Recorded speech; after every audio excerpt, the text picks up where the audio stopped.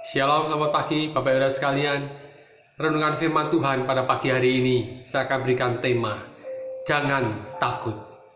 Rasa takut adalah satu hal yang wajar. Pasti semua orang pernah merasakan akan rasa takut ini.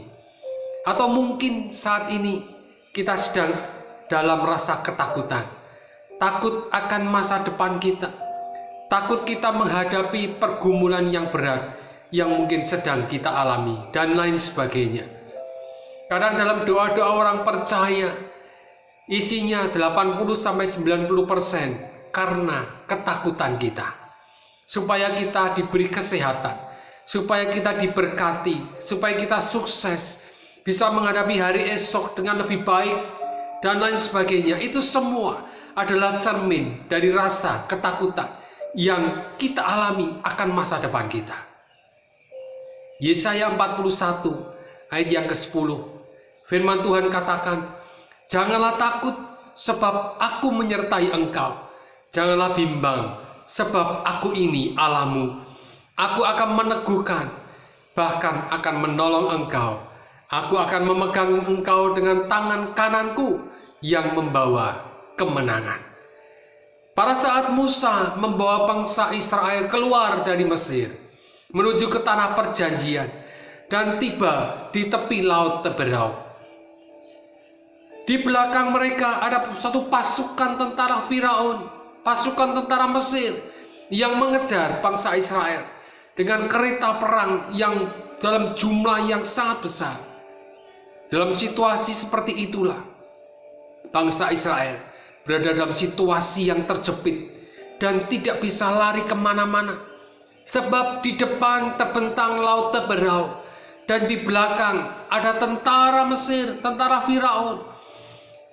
Seperti dalam istilah maju kena, mundur kena. Sepertinya bangsa Israel pada waktu itu tidak ada jalan keluar. Kisah bangsa Israel ini menggambarkan badai kehidupan yang mungkin sedang kita alami atau yang kadang sering kita alami. Sepertinya masalah begitu berat yang menghimpit kita sehingga kita merasa tidak ada lagi jalan keluar. Segala cara sudah kita tempuh, segala kemampuan sudah kita curahkan, tetapi sepertinya tidak membuahkan hasil. Belajar dari kisah Musa dan bangsa Israel ini, bagaimana cara mereka melalui masalah yang dihadapi. Di dalam Keluaran 14 ayat 13 sampai dengan yang 14, firman Tuhan katakan, tetapi berkatalah Musa kepada bangsa itu, janganlah takut, berdirilah tetap, dan lihatlah keselamatan dari Tuhan yang akan diberikannya hari ini kepadamu. Sebab orang Mesir yang kamu lihat hari ini tidak akan kamu lihat lagi untuk selama-lamanya. Tuhan akan berperang untuk kamu dan kamu akan diam saja. Musa memiliki iman yang begitu luar biasa. Sebelum Musa melangkah, Musa mendasari tindakannya dengan iman hanya kepada Tuhan. Bapak Ibu sekalian, pada saat kita berharap kepada Tuhan dengan iman, maka Tuhan pasti akan menolong kita. Walaupun mungkin situasi atau keadaan di sekitar kita kadang tidak mendukung kita, bahkan kadang orang-orang di sekitar kita menyalahkan kita, bahkan mengancam kita, sehingga kita bisa melemahkan akan iman kita. Seperti apa yang dilakukan oleh bangsa Israel pada saat menghadapi masalah seperti itu, di dalam keadaan terjepit, di dalam keadaan ketakutan pada saat itu. Inilah sifat manusia yang muncul, yaitu apa? Mereka mudah untuk menyalahkan orang lain, bahkan menyalahkan Tuhan.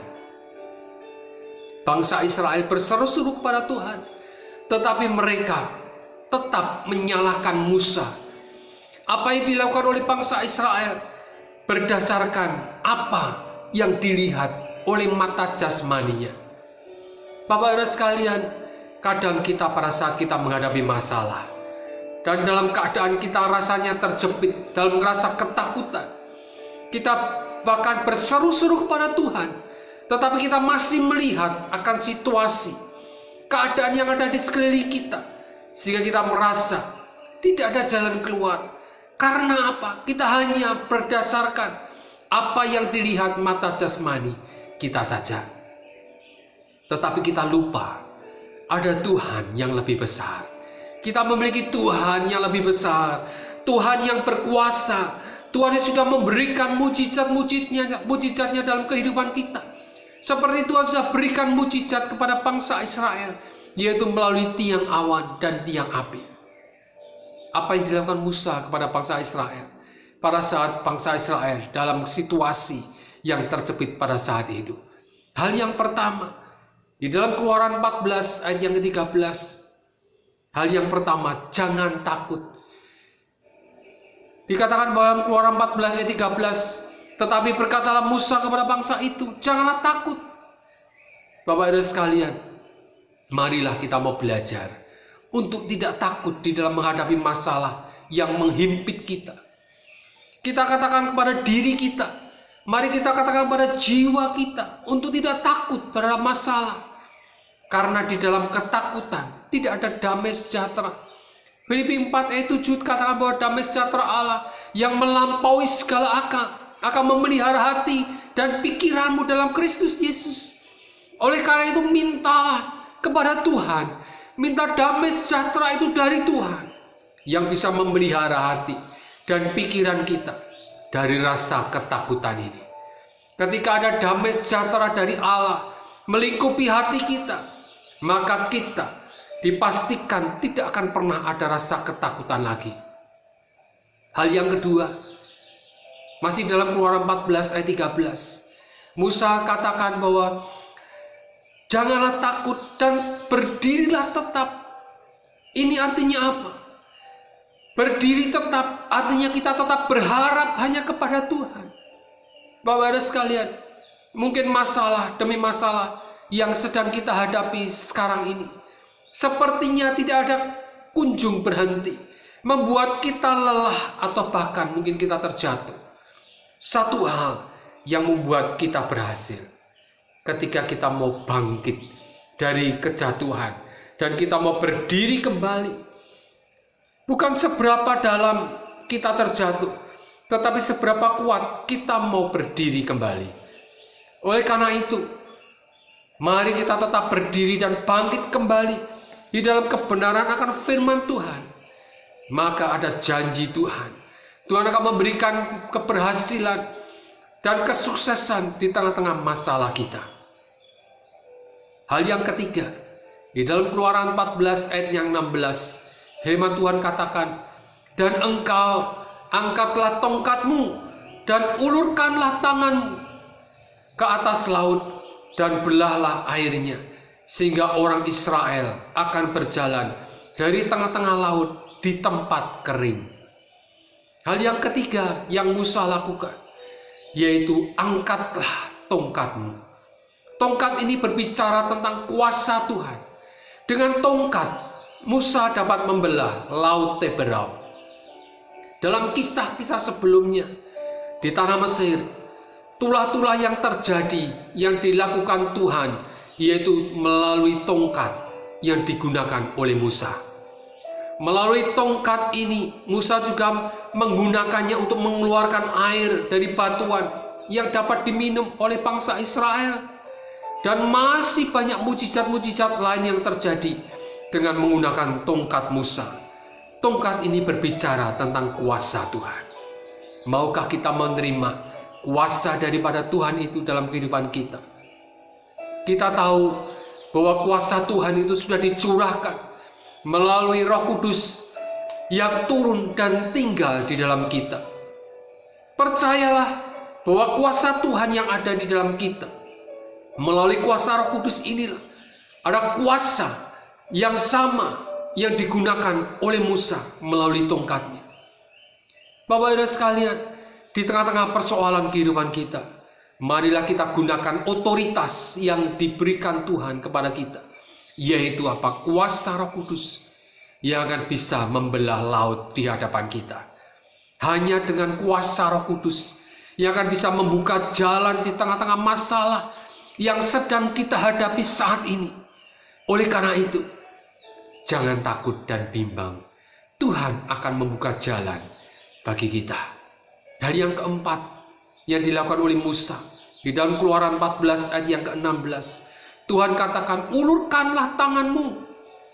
Perintah untuk mengulurkan tangan adalah perintah agar Musa memiliki iman dan memberanikan diri untuk bertindak.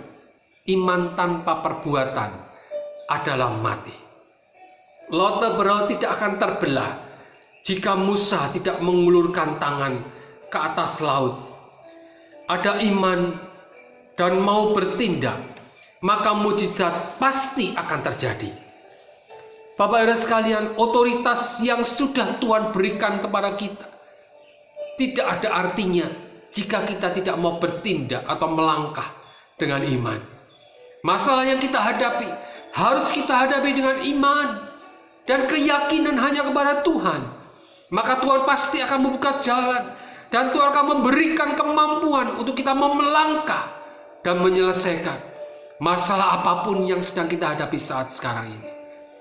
Oleh karena itu Bapak Ibu sekalian, bertindak dan melangkah dengan iman adalah kunci untuk kita bisa melihat mujizat.